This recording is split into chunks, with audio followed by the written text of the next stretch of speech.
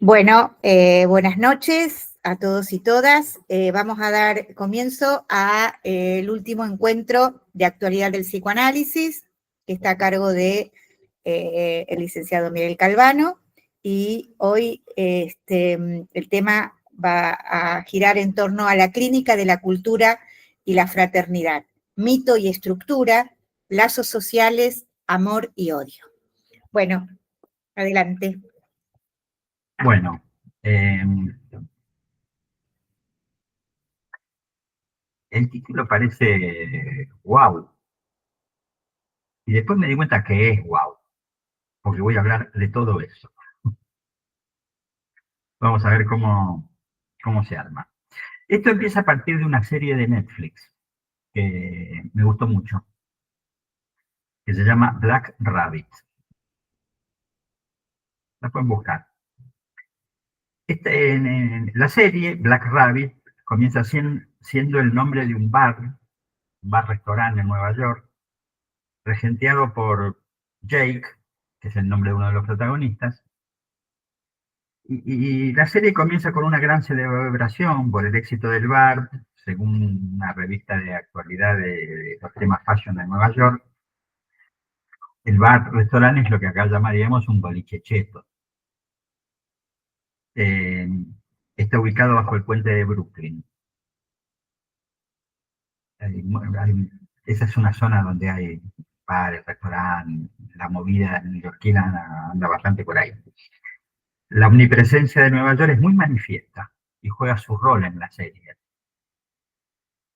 Serie donde Nueva York está ahí, es el teatro donde sucede lo que sucede en la serie. O sea, no es una serie de viajes para mostrar Nueva York. No, para nada, pero Nueva York está ahí. Pesa el puente, pesan los enormes edificios sobre los personajes y las historias que se tramitan ahí. Entonces, la serie trata sobre la relación de Jake con su hermano Vance, lo que llamaríamos el lado B de Jake. Es su contracara, fracasado, asesino, cargado de deudas. La deuda es muy importante en la serie. Los hermanos se quieren, sin embargo. Hace años que no se ven porque Vance se tuvo que rajar de la ciudad por las deudas y que la mafia lo perseguía. Entonces, él vuelve a Nueva York perseguido por una deuda y escapando de un crimen. El hermano busca ayudarlo. Vance comienza a trabajar en el bar. Jake quiere ayudarlo también con el asunto de la deuda, de hecho lo ayuda. Ahora bien, la gente del bar, los parientes, algunos proveedores que conocen a Vance le dicen a Jake: ¿otra vez tu hermano acá? ¿Qué hace tu hermano acá? Nadie lo quiere, a Vance. Tiene una hija, la que abandonó, que obviamente no quiere verlo, la hija vive en Nueva York. Sin embargo, a Jake nada de esto parece importarle. Escucha las críticas, las interrogaciones, pero sigue adelante. Entonces, de entrada nomás, la serie me hizo una pregunta. ¿Qué es un hermano? Ellos tienen los mismos padres, la misma historia infantil y de juventud y son muy diferentes, o parecen serlo. Retengamos la inquietud. ¿Qué es un hermano? Viñeta clínica. Estoy atendiendo a un señor muy depresivo. Hace un año perdió su trabajo, lo echaron después de 20 años. En fin, mileísmo al palo, digamos. El asunto es que durante un año él está bien, no le pasa nada. Se lo describe como muy activo, él lo dice, su esposa también. Está casado, tiene 40 años y una hija pequeña. Y al comienzo de este año todo se derrumba. Entra en una especie de delirio donde va a fundar una gran empresa, una multinacional que se va a ocupar de todo. Él no puede precisar de qué se va a ocupar. Hace planos de esa empresa, de la que no puede precisar su actividad.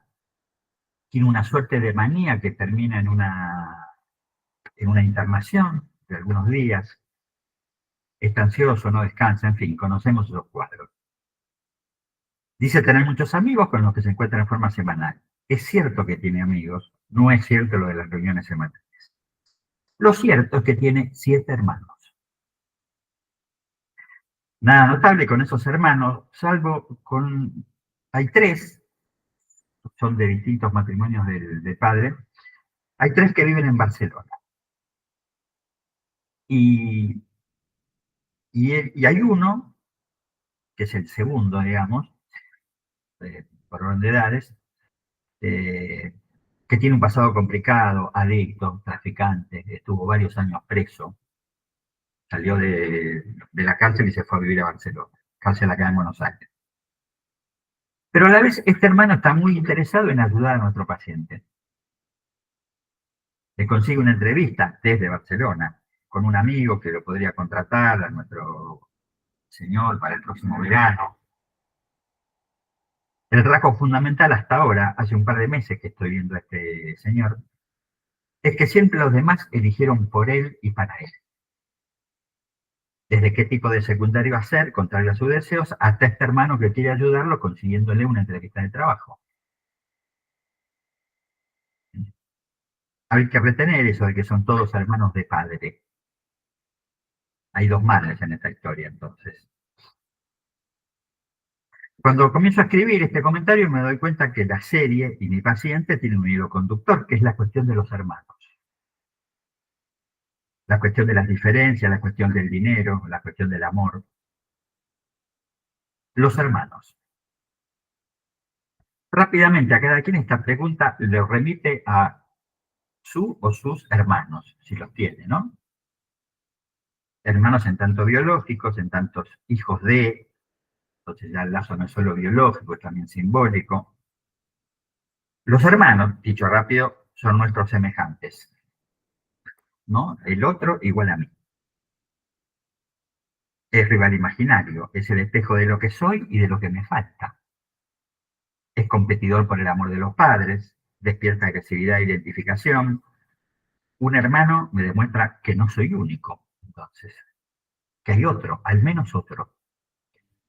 Bueno, esto ya lo sabemos, más o menos lo sabemos. Yo quiero hacer otro recorrido. Otro recorrido que también me doy cuenta tiene que ver con mi interés este año por la cuestión de la vigencia del nombre del padre en la cultura. Otro modo de abordar esto es por el lado de Totem y Tabú. La investigación freudiana de Totem y Tabú. Me interesaba porque a partir de Totem y Tabú podemos empezar a bosquejar la respuesta a la pregunta de ¿qué es un hermano? Pero desde un lugar no familiar. Bueno, el tema central de Totem y Tabú. El padre es la causa de la cultura. Es un invento absolutamente notable.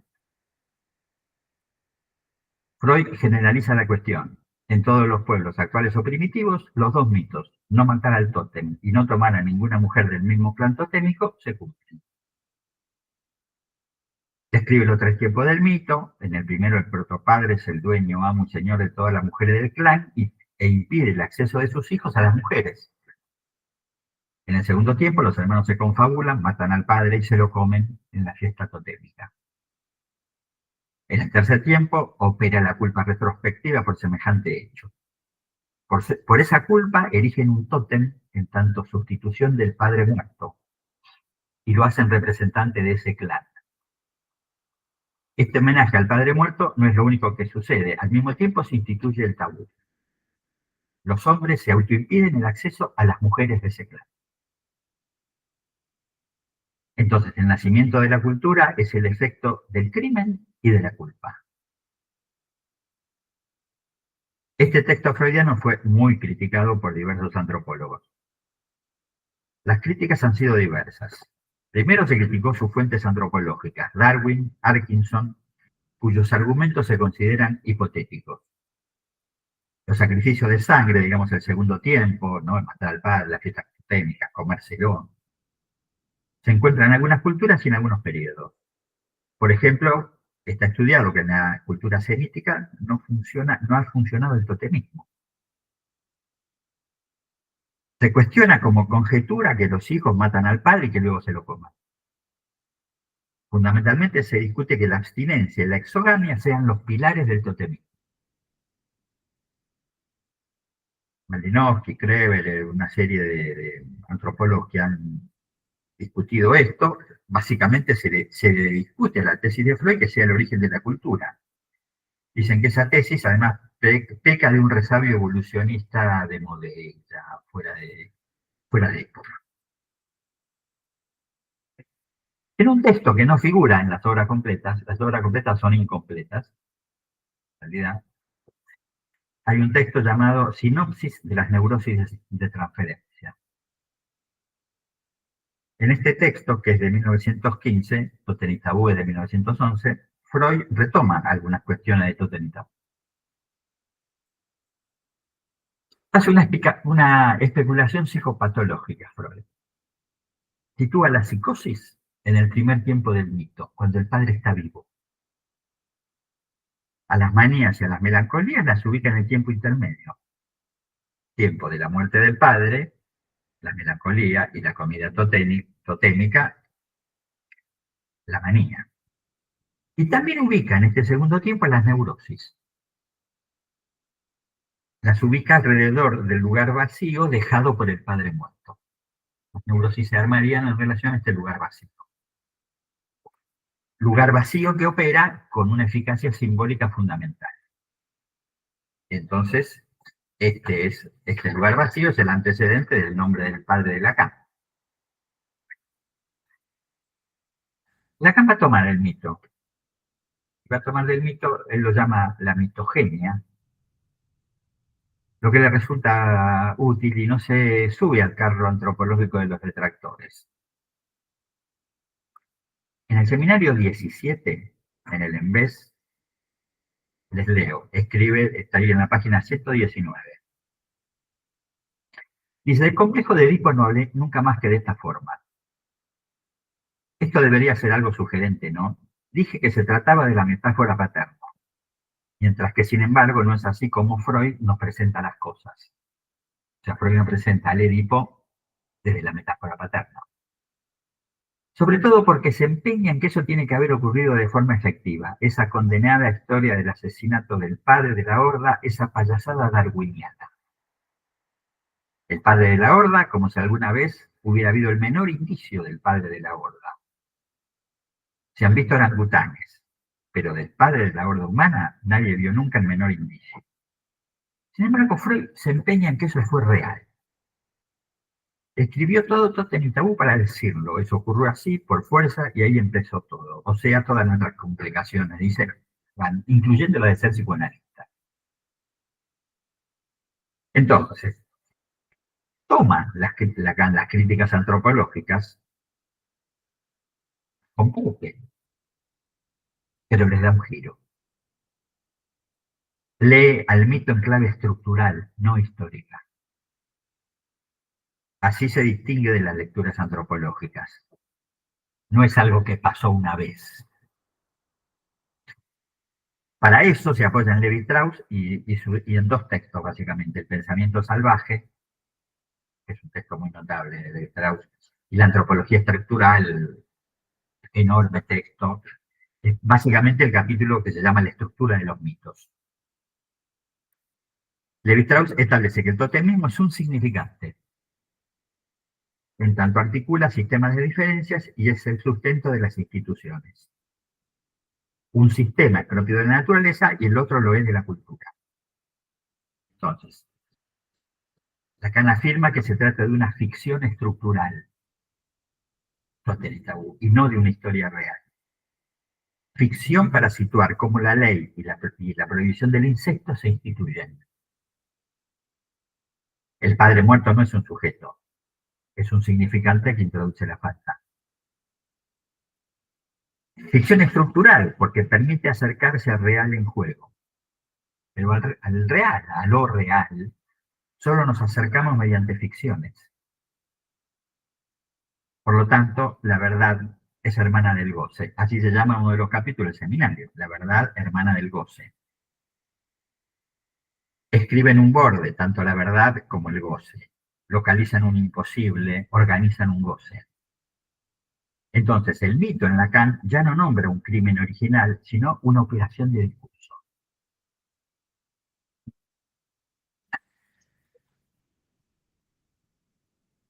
Por ejemplo, en el seminario 5, en varios lugares va a hablar de esto Lacan, ¿no? En el seminario 5 indica que no es el crimen el que establece la ley, sino la palabra que lo nombra como crimen.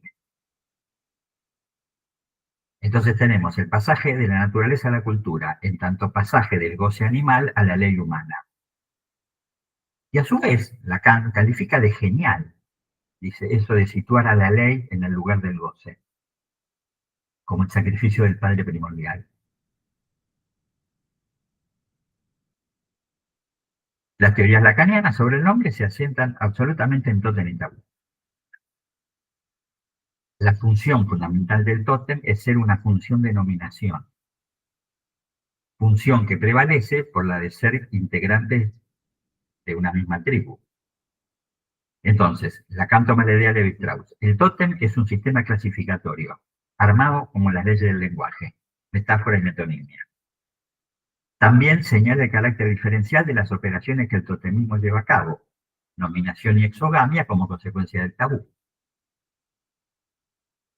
El nombre de tótem surge, ya Freud lo indica, de nombres de animales, plantas u objetos inanimados. Es en verdad al revés, ¿no? El nombre le da existencia al tótem. No hay tótem sin nombre. Sin nombre de tótem hay animales, objetos, cosas. En nuestro ejemplo de la serie, Black Rabbit. Black Rabbit quiere decir conejo negro. Conejo negro es en muchas culturas un signo de suerte y prosperidad. Entonces, el conejo nombra la relación de parentesco entre los hermanos, entre Shake y Dance. Tiene un parentesco totémico, no solo biológico. Es un nombre elegido por ellos ya en la adolescencia. Conejo negro, Black Rabbit se llamaba una banda de rock que ellos habían formado en la adolescencia. Luego se les ocurre trasladar el nombre para el bar. Igual no importa cómo llegaron ahí, bueno, para eso tienen que ver la serie. Se la voy a spoilear. Bueno, Lacan operará diversas distinciones sobre el nombre que hoy no haremos, pero las menciono. Distingue el nombre del padre, el nombre propio, la nominación, son todas operaciones diferentes. Son momentos de desarrollo que van desde los primeros seminarios, desde el principio del 5, donde establece la metáfora paterna, pasa por el 9, el seminario de la identificación, que trata sobre el nombre propio. En el 22 ya sitúa al padre como nombrante y culmina en el 23 con el desarrollo sobre la nominación como operación de anudamiento. Son todas operaciones distintas que va haciendo en relación a la cuestión del mito. Entonces, Lacan va a leer este mito de diversos modos. Primer tiempo, es el tiempo del goce del padre, pero un goce total que se demuestra imposible. Y entonces el deseo va a ser lo que nace a partir de esa pérdida de goce. El segundo tiempo es el tiempo de la identificación al padre y el establecimiento de la culpa retrospectiva. Por ejemplo, en el seminario 7, en el de la ética, en la última charla, en la última clase, vincula el mito en tanto estructura con la introducción del sujeto en el campo de la culpa y el deseo. En ese sentido, es freudiano. El tercer tiempo, la prohibición del incesto, el tiempo del tabú. Se establece el deseo causado por la falta de satisfacción interna en el clan totémico del que se forma parte. Ahora, este tercer tiempo descompleta el universo paterno. Hace del uno inicial, el todo padre, el proto padre, el al menos uno del tercer tiempo. Entonces, lo que primero me interesa situar es que la sociedad, según Freud, es la sociedad de los hermanos. El lazo entre ellos es a lo que podemos llamar fraternidad. Hermano es alguien con quien se hace un acuerdo de prohibiciones y permisos. Un hermano es entonces un par, un igual. Hermano no es un dato de la biología, ni el que nace de los mismos padres. Hermano es un lugar en la estructura. Operador simbólico que introduce un tipo de lazo con el goce, con la rivalidad y con el deseo. El día que escribo esto, yo vivo acá cerca de la cancha de River. El grupo Oasis toca en River. Miles y miles de personas, les aseguro. Entonces, me acordé, goce, rivalidad y deseo es lo que se ha jugado en la relación entre los hermanos Gallagher, los fundantes del grupo Oasis. Noel y Liam siempre peleando. Rivalidad, goce y deseo siempre entre ellos. Los hermanos, en el mito, son hermanos en tanto tienen el mismo padre, el uno. No son hijos de la misma mujer. Acá de esto en el seminario 17, otra vez, en la clase del 13 del 11, es donde más va a trabajar en realidad sobre Totem y Tabú. Se pregunta, dice, ¿por qué los hombres no tomaron a las mamitas? Así las llama, las mamitas. Y había muchas. Y cada uno era hijo solo de una, no de todas. La conclusión de Jacques es que la nominación prevalece por sobre el lazo sanguíneo. Los lazos son sociales y no naturales. El tótem hereditario no se altera por casamiento. Es muy interesante en la historia totémica de las distintas culturas. Si se unen hombre y mujer de distinto clan, como tiene que suceder, no se pueden unir hombre y mujer del mismo clan, los hijos son parte del clan materno. Queda así fundada la prohibición del incesto. Las mamitas son madres, son mujeres para los hombres de otro clan, no para el propio. Entonces, linajes y sujetos llevan el nombre de un animal totémico. Se destaca el parentesco con el tótem a través de rituales donde se busca parecerse al tótem. Rituales que se hacen en momentos como el nacimiento, la iniciación sexual, los entierros, los casamientos. El ritual totémico es un anudamiento entre lo simbólico y lo imaginario. Es también un antecedente, el ritual totémico, de la versión bíblica del verbo hecho carne. Esta es operación de anudamiento entre simbólico y real. El carácter de signo del tótem se observa en que es algo fácilmente figurable y es ya un antecedente de escritura. Declinación del nombre del padre. Hoy se llama tótem a los sistemas que vigilan los inmuebles las 24 horas a través de un sistema tecnológico a distancia. Se combinan con un equipo de personal especializado en seguridad que ejerce la vigilancia de manera remota. Monitorea las 24 horas, interviene en línea disuadiendo a cualquier sospechoso de querer entrar en hogares ajenos. Se protege a las mujeres, los hombres, los niños de un edificio y se protegen básicamente los bienes. Es una forma moderna, ampliada, si ustedes quieren, de situar el tótem. Los tótems de seguridad acá en Cava se los llama puntos seguros.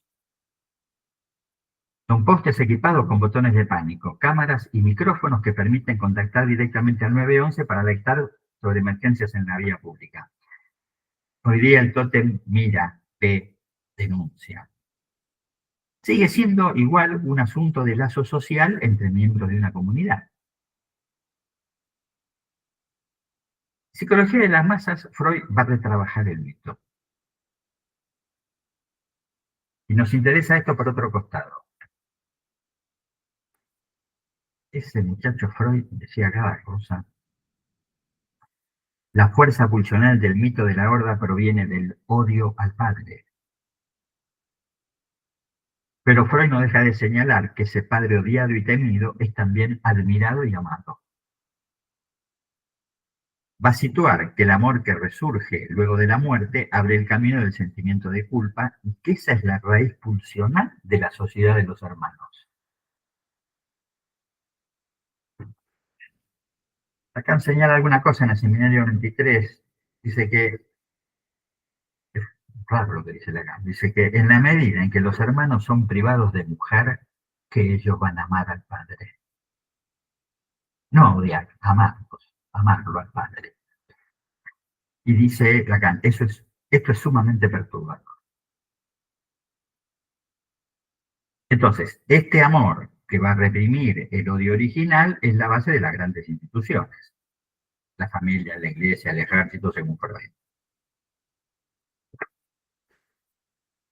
Vuelvo al seminario 17. Textual. El viejo papá la tenía todas para él. Cosa ya fabulosa. ¿Por qué las tendría todas para él? Pero resulta que de todos modos hay otros chicos, ellas también pueden tener algo que decir, el asunto es que los otros chicos lo matan, y que las consecuencias son muy distintas que en el Edipo. Dice Lacan. Como matan al viejo orangután, dice, ocurren dos cosas. Una la pongo entre paréntesis porque es una fábula. Descubren que son hermanos. En fin, eso puede darles alguna idea de lo que es la fraternidad. Les haré un pequeño desarrollo a modo de pequeño punteo. Dice Lacan, sigo. Este empeño que ponemos en ser todos hermanos prueba evidentemente que no lo somos. Incluso con nuestro hermano consanguíneo, nada demuestra que seamos su hermano. Podemos tener un montón de cromosomas completamente opuestos. Esta manía de la fraternidad, dejando de lado el resto, la libertad, la igualdad, dice, no es moco de pan, y convendría ver lo que hay debajo. Solo conozco un origen de la fraternidad, quiero decir, la humana, y esa es la segregación. Nos hallamos, por supuesto, en una época, en Lacan sigue, ¿no?, en que la segregación, ya no hay segregación en ninguna parte. Cuando uno lee los diarios es algo inaudito. O sea, este es un comentario de lo que pasaba hace 50 años. Lacan hace referencia a un superyo que no es el de la época de Freud. El superyo de la época de Freud era un superyo prohibidor. Lacan enfrenta a un superyo permisivo, no al superyo prohibidor de Freud. Y el superyo actual ya tampoco es el superyo permisivo. Es el superyo que ordena gozar directamente. Es absolutamente indicador de goce. Bueno, después voy a volver a eso. Lacan, sigo con Lacan y el seminario 17. Dice, simplemente en la sociedad, no quiero llamarla humana porque me reservo mis términos. Estoy atento a lo que digo. No soy un hombre de izquierdas. Exactamente, informal de Lacan era más bien derechoso. Dice, yo solo constato, todo lo que existe se basa en la segregación y la fraternidad es lo primero. Incluso no es la fraternidad que pueda concebirse si no es por estar separados juntos, separados del resto. No tiene el menor fundamento, como acabo de decirles, el menor fundamento científico. Se trata de captar esa función y saber por qué es así. Pero en fin, salta a la vista que es así. Y hacer como si no fuera verdad debe tener por fuerza algunos inconvenientes. Esto que les digo es medio decir. Si no les digo por qué es así, es de entrada porque si digo que es así, no puedo decir por qué es así. He aquí un ejemplo. Sea como sea, descubren que son hermanos. Uno se pregunta entonces en nombre de qué segregación. Es decir, que en cuanto al mito resulta más bien algo flojo. Y luego deciden todos a una que nadie tocará las mamitas, porque además hay más de una. Podrían hacer un intercambio, porque el viejo padre las tiene a todas, podrían acostarse con la mamá del hermano, precisamente porque solo son hermanos de padre. Entonces, en la clase del 11 de marzo, digo en el seminario 17, Lacan recuerda que el discurso de los hermanos es un discurso donde el amor ha sido eliminado. La conclusión de Jacques es que sin el significante amo, la fraternidad se vuelve pura rivalidad. Otra vez, los hermanos Gallagher de Oasis. Si la comunidad de iguales no está regida por la ley, al caer el amo corre el riesgo de convertirse en una fraternidad sin límites, regida por el goce y la competencia. Bueno, podría comentar algunos casos clínicos, pero por ahí si tengo tiempo al final. Entonces, ¿qué tenemos los lacanianos? La fraternidad no existe en lo real porque el lazo fraterno está estructurado por la rivalidad, por la diferencia de goce, por los celos, por la competencia, por los lugares diferentes en el otro. Lacan nos dice que un mito moderno es esta idea de la hermandad universal. Lo lamento por los humanistas, que son mayoría en realidad, pero es un mito moderno. ¿Qué tienen de hermanos un patrón y un obrero? ¿Entienden?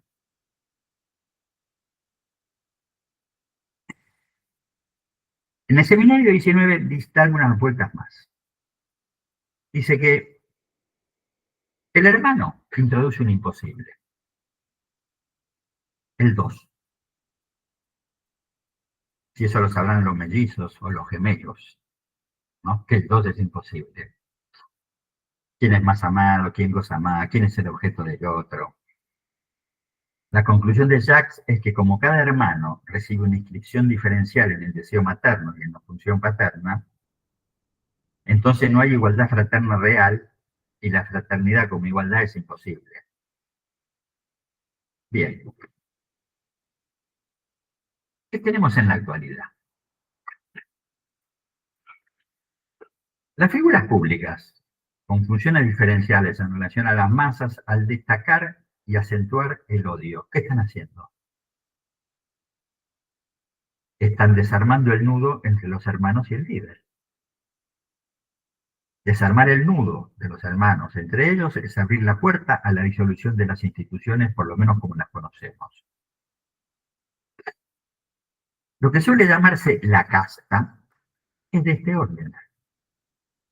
La nueva casta, si vale llamarla nueva, es una casta de todos contra todos, sin ley, sin jefe, sin orden. Las sociedades modernas son sociedades de hermanos, hermanos sin líder, sin jefe, sin padre.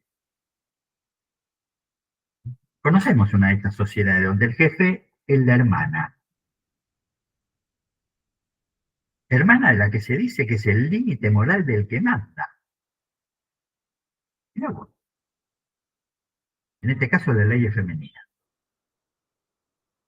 Entonces, cuando todo empieza a pudrirse en esa sociedad de los hermanos, cuando los dólares se acaban, se tiene que recurrir a un jefe, a un padre, a un orden.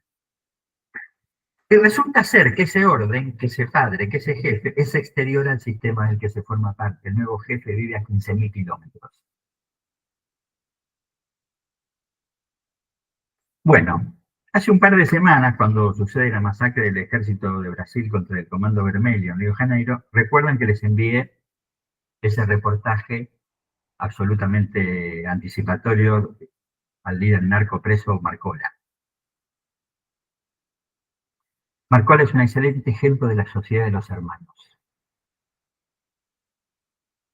Marcola funda el PCC,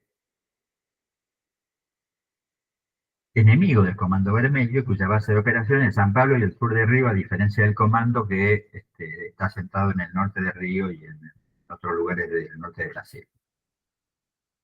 Esto es interesante, porque son historias de hace 20 años.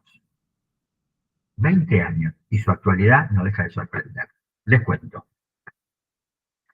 Marcola, Marcos William Servas Camacho, nació en 1978 en San Pablo. Hijo de madre brasilera y padre boliviano. Pasó la mayor parte de su vida preso. Todavía está preso.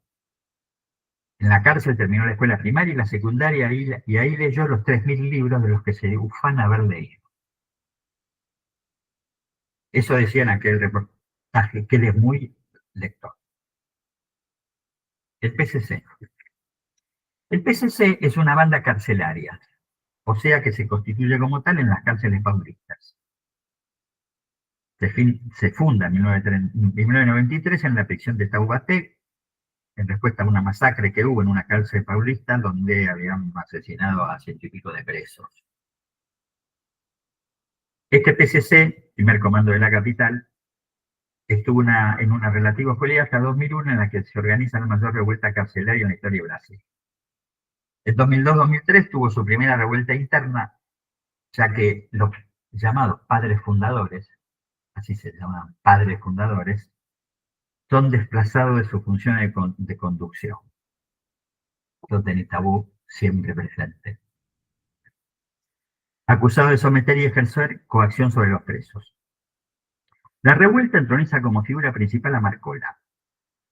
Actualmente tienen presencia en el 90% de la cárcel de San Pablo. Y hay 147 centros de detención en San Pablo, que es una ciudad absolutamente gigantesca. Paz, justicia y libertad son los principios fundadores con los que se organiza internamente el PCC. El objetivo fundante del PCC es aglutinar a los presos y luchar contra el único y mortal enemigo del PCC, que es el Estado. Cualquier referencia actual no es casualidad. El PCC, al regular la relación entre los presos, es representativo frente a las autoridades de las prisiones, que empiezan a negociar con el PCC entonces. El PCC tiene funciones legislativas entre los presos. Es árbitro y juez de las disputas internas. Lauda y castiga. Estas funciones indujeron grandes cambios en la situación de las cárceles. Promovieron la paz, la unión y la igualdad entre los presos. Disminuyeron las muertes y la violencia en los penales. Decretaron el fin del uso del crack. Finalizaron con los abusos sexuales y con la venta de espacio dentro de las celdas. También se prohíbe la aportación de armas blancas. Eso no fue coercitivo ni de un día para el otro, fue objeto de amplios debates y discusiones entre los presos. En verdad, se llama PCC a ese conjunto institucionalizado de leyes, decretos y regulaciones carcelarias. No depende de personas o liderazgos, sino que son regulaciones que se reproducen y se aceptan a lo largo del tiempo. Marcola introduce un cuarto término a estos tres que tenía, ¿no? Nodaliza, si lo quieren, al PCC. Introduce el principio de igualdad. Marcola es un igual. Este término comienza a cobrar relevancia entre los presos, que reconocen a Marcola como igual. La estructura del PCC no es piramidal, no se asemeja a la mafia. Ellos mismos lo definen como una estructura democrática. Hay funciones diferenciales, final, torres, disciplinas, hermanos, primos, pilots, pero no hay jerarquías. Marcola es líder, pero no lo es de modo formal. Él mismo promueve instancias de participación no coercitivas para asegurar la legitimidad del PCC. Es un orientador, no es alguien que promulgue leyes. Porque el PCC tiene un fantasma, con eso de la dirección férrea, que hace a todos los miembros, ellos los llaman lagartos. El lagarto es el que acepta pasivamente incumplir con órdenes o tareas a las que estuviera obligado. La expresión de los medios, Marcola es el líder máximo del PCC, no tiene ningún sentido. Porque en los hechos no funciona así. No funciona la oposición líder masa. No funcionan de ese modo. La idea de que el PCC funcione de un modo completamente distinto al modo de funcionamiento de las estructuras carcelarias no replica en espejo el funcionamiento mafioso, violento y arbitrario del mundo de los guardiacárceles. Nace como respuesta a una masacre, además, ¿no? Esa estructura, a partir de la década del 2000, se exporta y comienza a funcionar fuera de las cárceles. Como modo de regular las relaciones entre las bandas criminales y como respuesta social a la inacción oficial, básicamente en materia de seguridad. Si alguien es asaltado en un barrio de San Pablo, no recurre a la policía, se dirige a un hermano, o sea, a un miembro del PCC en el barrio. Claramente el PCC ocupa lugares dejados vacantes por el Estado brasileño.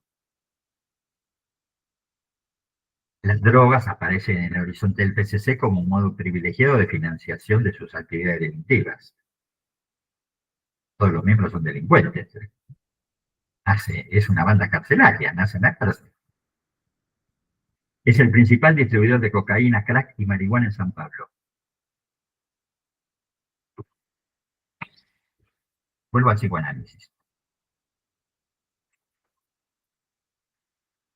A ver si lo tengo por acá, esperen un poquito.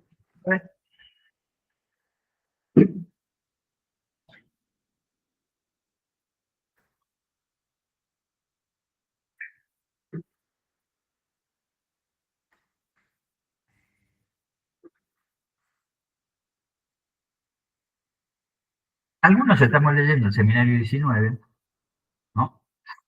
Los sábados.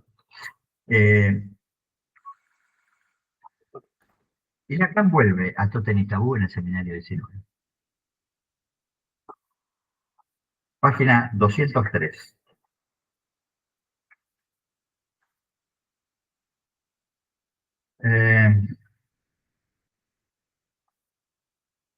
Dice, leo algunas cosas. La castración, ¿qué quiere decir? Quiere decir que todo deja que desear. No quiere decir ninguna otra cosa. Para pensar eso, es decir, pensarlo a partir de la mujer, es absolutamente necesario que haya uno para quien nada deje que desear. Es la historia del mito de Totem y Tabú. Si ustedes las descuidan, no veo qué les permitiría orientarse de alguna manera. Pues bien, es necesario orientarse. Entonces, menciona a otro padre que a mí siempre me gustó, el padre que nombra acá, Lacan tiene, no sé qué, poca prensa. Él lo llama el E-Pater, E-Pater. Estoy en la página 204. Dice, se interrogó mucho la función del pater familias. Hay una crisis, es un hecho, no es totalmente falso. En síntesis, el E-Pater ya no nos impacta. Esa es la única función verdaderamente decisiva del padre. ¿Verdad lo que dice? Ya señalé que no era el Edipo, que estaba liquidado, que si el padre era un legislador, el niño resultante era el presidente Schroeder. En cualquier plano, el padre es el que debe impactar a la familia. Si el padre ya no impacta a la familia, naturalmente se encontrará algo mejor. No es obligatorio que sea el padre carnal, siempre hay uno que impactará a la familia. Que todos saben es una manada de esclavos. Eh,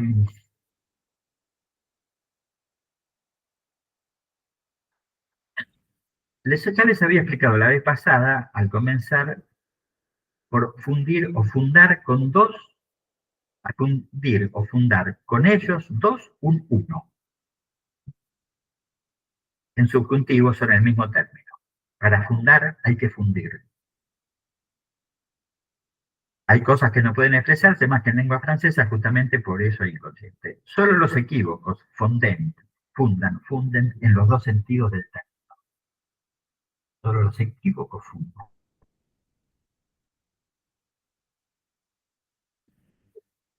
Eh, en lo que a mí lo que me interesa es el significante como uno. Y el único interés del significante son los equívocos que de él pueden surgir. El todos es forzosamente semántico. Las lenguas, justamente, son no todas, esa es su definición, ya estoy en la página 205. Por el contrario, se les pregunta acerca del todo si ustedes comprenden. La semántica equivale a la traducibilidad. ¿Qué otra definición podría dar? La semántica es lo que hace que un hombre y una mujer solo se comprendan si no hablan la misma lengua. Si hablan la misma lengua, son problemas. ¿Por qué? Porque funciona el equívoco.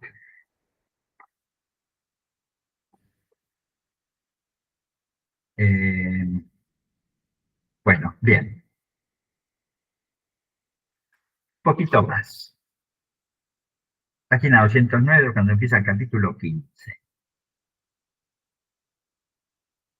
Eh, con eso de fundar y fundir, él arma un verbo. El verbo unegar. Todo junto, unegar. Existe uno que dice que no. Ese uno que dice que no, uniega.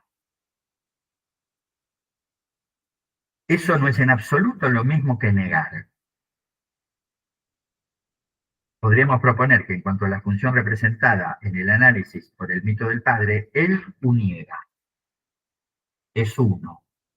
Dice que no y niega. Y une. Une está en... Entonces dice, el padre uniega. Él las une, dice, pero no todas. Aquí se toca lo que no es de mi cosecha, saber el parentesco entre la lógica y el mito. Eh,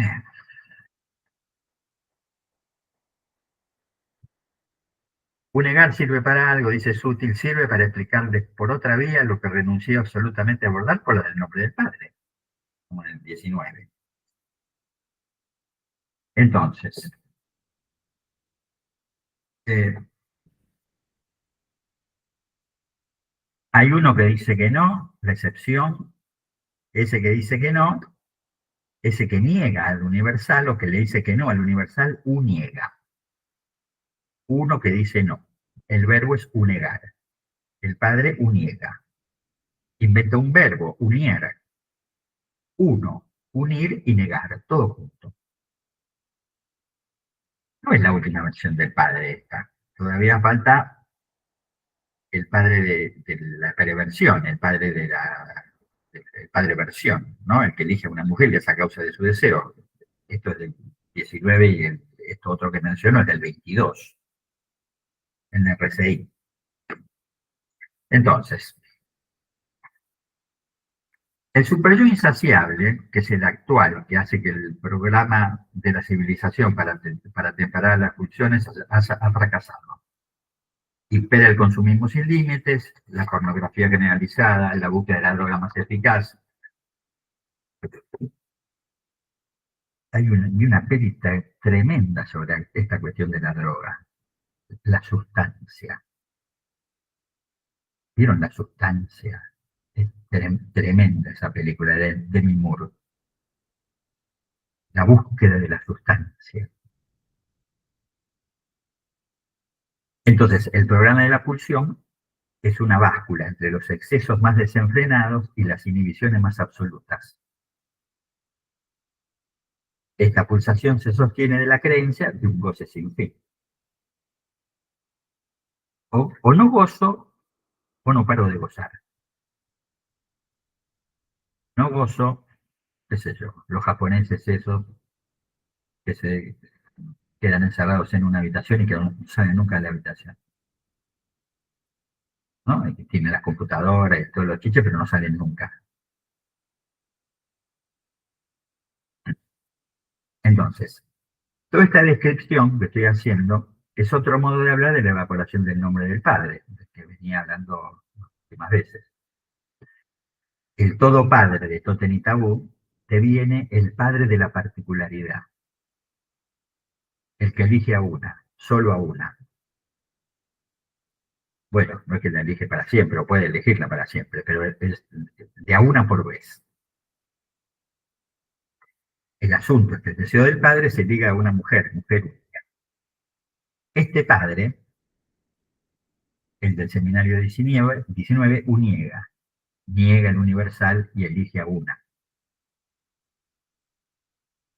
¿Entienden esa cosa él decía, ¿por qué en la horda, si estaban todas ahí, no las tomaban los hijos?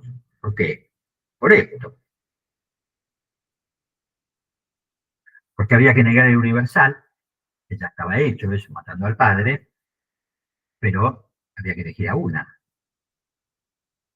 porque si no, aparece la rivalidad entre los hermanos. Eh, Bastante, ¿no? Bien, la frutilla del postre. Tenemos la frutilla del postre. Sigo en el seminario 19, página 230 y 231. ¿Qué dice la gana acá? No sabe si se volvió loco. ¿Qué pasó? Dice que analista y analizante son hermanos.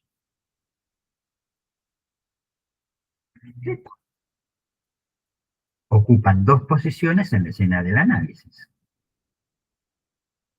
La transferencia arma una pareja estructural, dos posiciones, dos voces, dos modos de relación con la verdad. Es una pareja estructural. Y el deseo del analista es el que va a impedir que esa hermandad se vuelva fusión o identificación imaginaria. O sea que la cuestión de los hermanos verdaderamente nos lleva a muchos lugares, no solo a lo que pasa en la familia con los hermanos. Me acordaba de, si iba a mencionar, terminé bastante rápido, no iba a tardar más. Algún caso clínico más. Estoy atendiendo a una mujer desde hace varios años, bueno, no tanto, que había consultado por un ataque de pánico eterno, eso que había, eso que hacen 88.459 terapias diferentes y nada, siguen con el ataque de pánico, pero nunca hicieron psicoanálisis. Y el día que hacen psicoanálisis, algunas cosas pasan. A esta mujer le desapareció el ataque de pánico en un año de trabajo, más o menos. El asunto es este. ¿De dónde viene el ataque de pánico? De diversos lugares, pero ella tiene una hermana. La hermana acaba de morir hace menos de un mes. Eh, en un determinado momento, cuando mi paciente tenía 9 años, la hermana es 10 años mayor, eh, la madre resuelve separarse del padre. Y entonces le dice que se va a llevar se va a ir con las hijas, que se separan. Y el padre le dice que no, que se va a llevar a la hija mayor y él se va a quedar con la hija menor. Y efectivamente eso es lo que sucede. La madre se va con la hija mayor y la hija menor, que va a ser mi paciente, se queda con el padre. El asunto es que eh, los padres eran dos locos, ¿no? Eso no fuera de cuestión. Eh, pero la madre era más loca que el padre. La madre arrastra a su hija mayor a que la siga en todos sus devaneos amorosos, que incluyen que se va a vivir un par de años a Estados Unidos con un tipo que cuanto vive con ella, descubre quién es y nada de esa pareja se puede sostener. Pasa el tiempo, la madre muere, eh, entonces el paciente, 20 años por ahí, se va de la casa, se va a vivir sola, el padre le alquila un departamento, ella se va. El padre estaba loco, pero no tanto. Entonces, lo que empieza a pasar es que la hermana no hace ninguna vida. Hace una profesión, pero no la ejerce. Vive en una casa que le compra la madre. Tiene un trabajito de empleada administrativa con el que malamente subsiste. El paciente hace una vida, no tiene ninguna profesión, pero hace una vida, sale con distintos hombres, vive con hombres, va y viene, es una señora muy culta.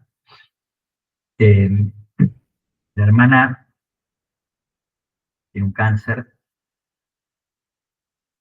la tienen que operar, lo operan, pero resulta de eso, la hermana queda instalada dentro de la casa en la que vivía. La madre les había dejado un departamento que ellas alquilaban y entonces eran la mitad de la plata para cada una, pero resulta ser que con que la hermana entre que está enferma, no trabaja, vive sola, ella se empieza a quedar con toda la plata del, del alquiler y finalmente eso tampoco alcanza. Y entonces su hermana tiene que empezar a pasarle plata todos los meses. Eh, Cuando la hermana finalmente muere, nunca pagaban las cuentas, había como 2 años de deuda de todas las cosas que se les ocurran, empezando por el ABL, que tenía como 10 años de deuda.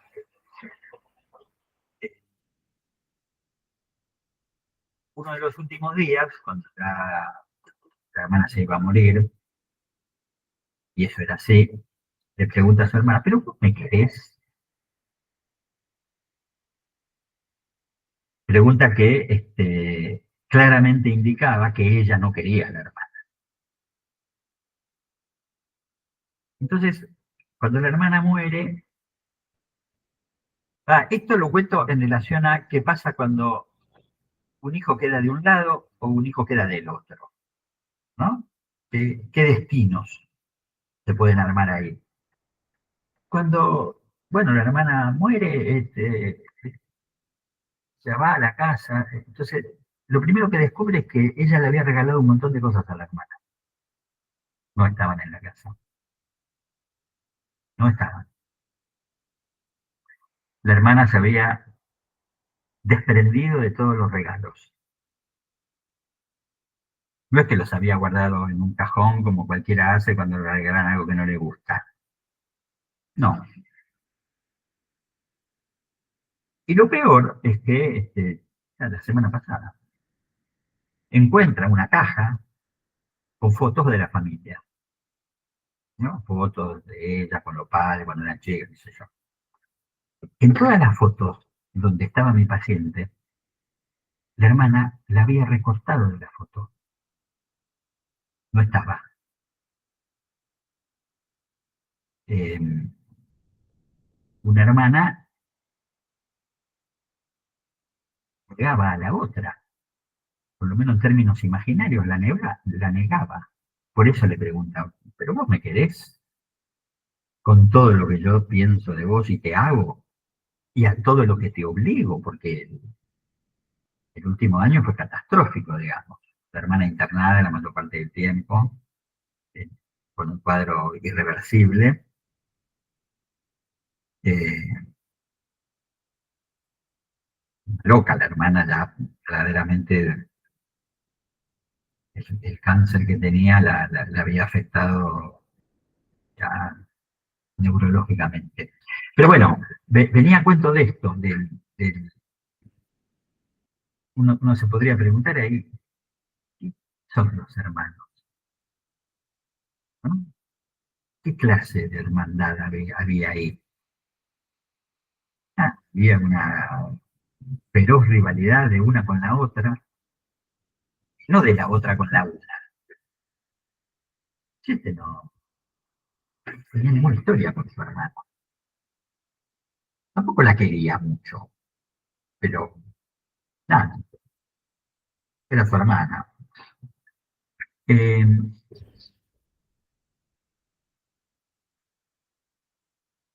bueno,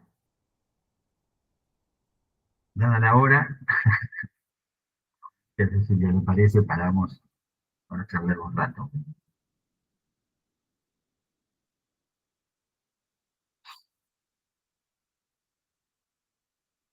Bueno, gracias, Miguel. Yo anoté un par de cosas que quería preguntarte. Primero, cuando empezaste a hablar de la hermandad, los hermanos, se me vino a la cabeza, eh, yo tengo un solo hijo, ¿no? Y entre los amigos se llaman bro. Claro, Y tienen su grupo en WhatsApp, que es bro, ¿no? Y pienso cómo van armando, ¿no? Su propia hermandades, ¿no? Pero me quedé pensando en los hermanos Macana, digamos, y vos decías, dijiste algo, quiero, eh, algo así como que la hermana era el límite de la moral, algo así puede ser, que dijiste, lo dijo bueno, él. No lo lo digo di- yo, lo dijo no, él. no, no, lo dijo él, no, Límite pero moral.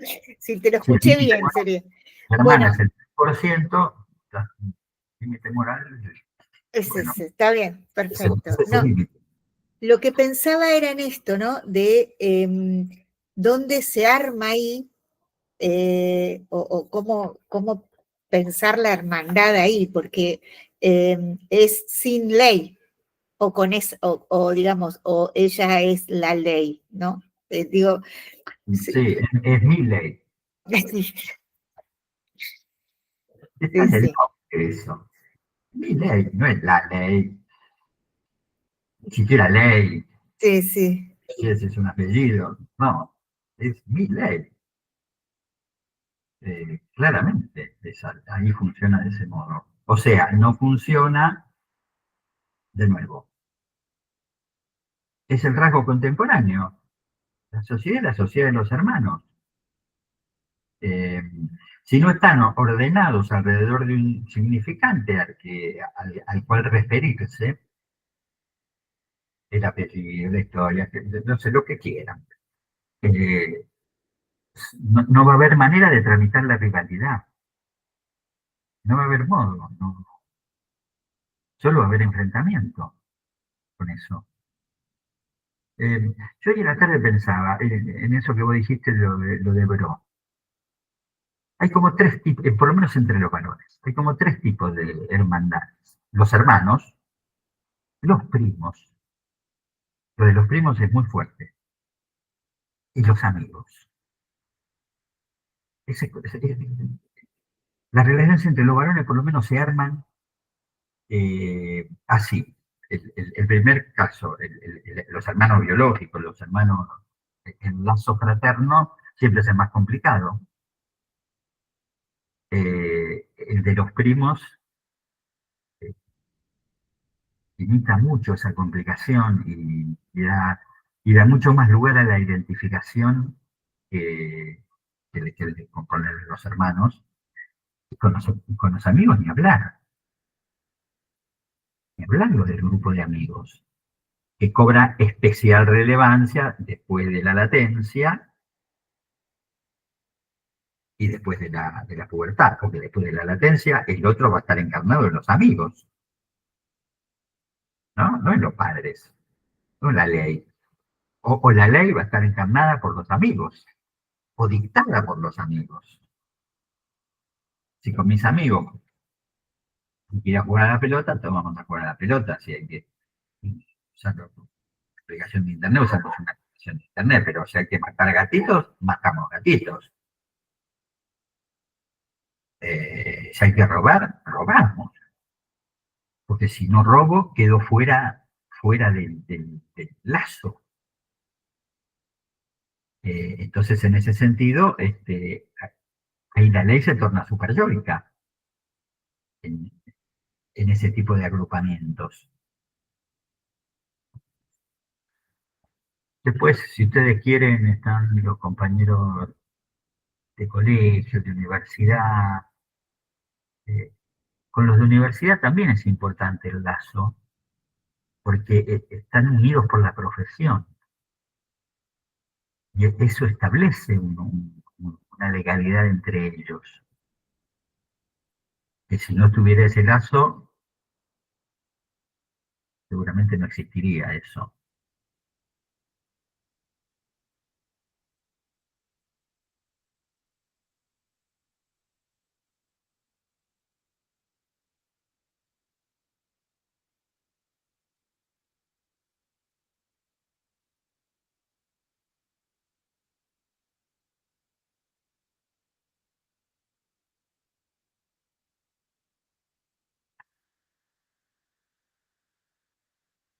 Justo el otro día en el grupo de investigación tuvimos trabajando un texto de Imbriano con ella presente, que es ¿Por qué matan los niños?, ¿no?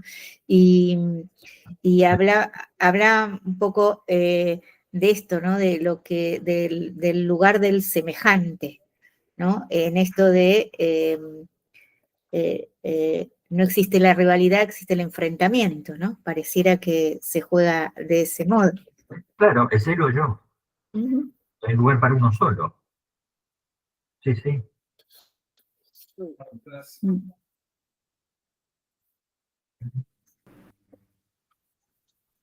¿Por qué matan los niños?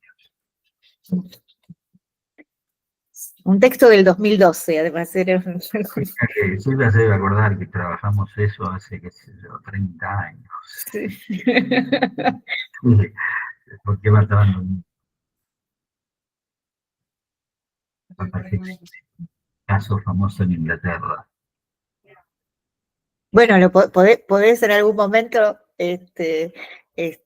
o pueden en algún momento contarnos sobre esto también, que está...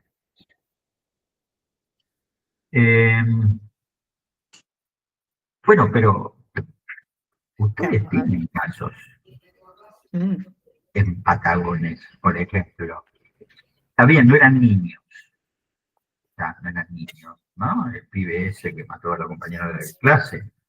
sí, Eh, Junior. Túnez. Yo lo seguí un tiempo al pibe ese, un sátrapa. Estaba en un instituto correccional de San Martín y de lo que se ocupaba era de ser, de llevar la información al guardiacárceles, de lo que pasaba con los otros presos. Nadie sabía quién era él, o sea, porque estaba preso, pero terminó bueno, después no sé qué habrá pasado, pero hasta donde supe, era un pibe difícil. Yo pensaba que estuvimos laburando a partir de unas preguntas que nos hacíamos acerca de la adolescencia, estuvimos laburando la serie Adolescencia. Y, Sí. y que Mal justamente, llamada adolescencia, pero bueno, no importa. sí, Igual, el tiro de menos. ¿no? Pero justamente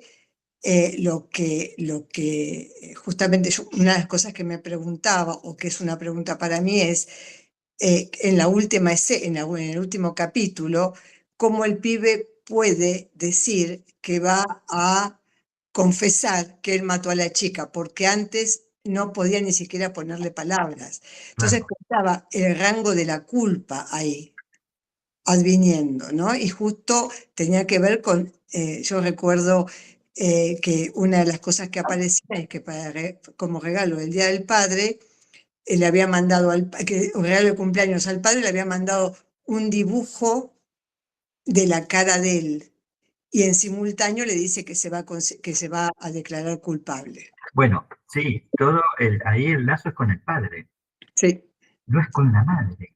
no, La madre se desculpabiliza todo el tiempo, es tremenda la madre. La hermana es más razonable, la que decimos, che, pero igual tenemos que seguir viviendo, pero la madre es tremenda. absoluto. La madre es una madre moderna, no tiene la culpa de nada, nunca. Pero el padre en la comisaría que le dice, yo entendía que un hijo mío no podía hacer eso, diremos que tampoco hay lugar para Claro, nada.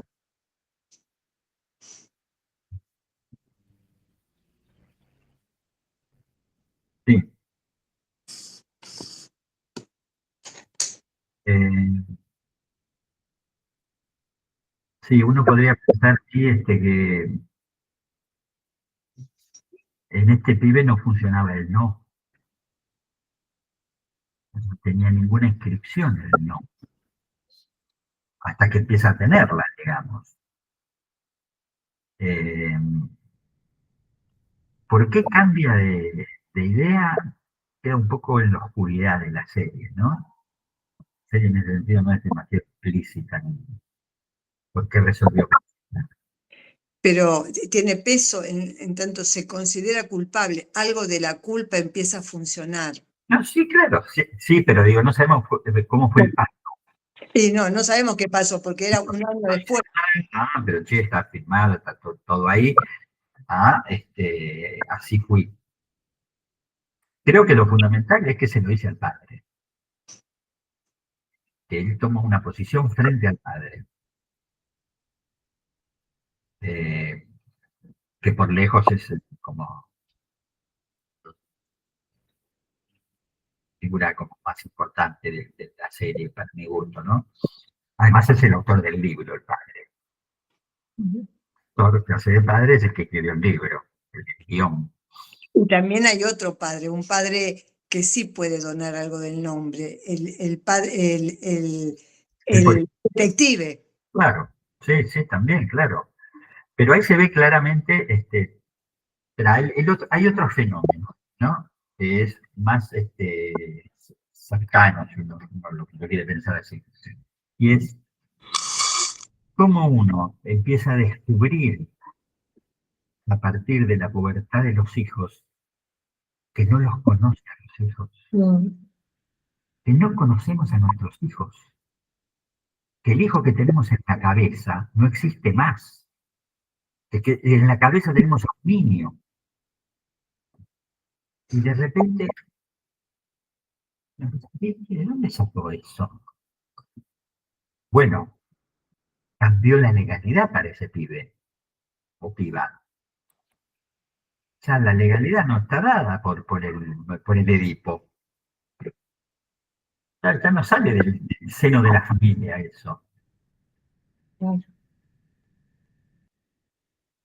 Sí, es así, Cecilia. Es así. Y ahora ni de los nietos, así que mirá, ya no sé ni quiénes son. Los nietos también. Pero bueno, los abuelos son personajes absolutamente fundamentales en la vida de los chicos. Totalmente fundamentales. Porque además a partir del nieto cambia la relación de la madre con su madre. Eso es así en todos los casos, 100%. Cambia esa relación.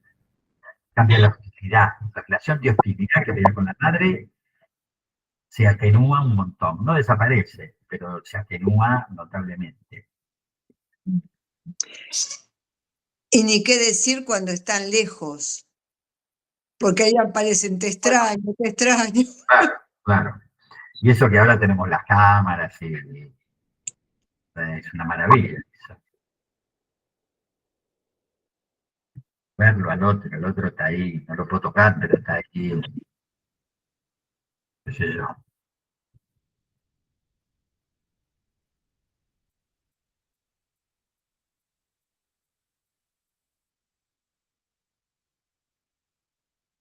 Bueno, dejemos acá, si te parece. 1:30. Bueno, muchas gracias, Miguel. Chao. Hasta el año que Chao. viene. Gracias. Nos vemos. Chao, Chao. chao. Chao.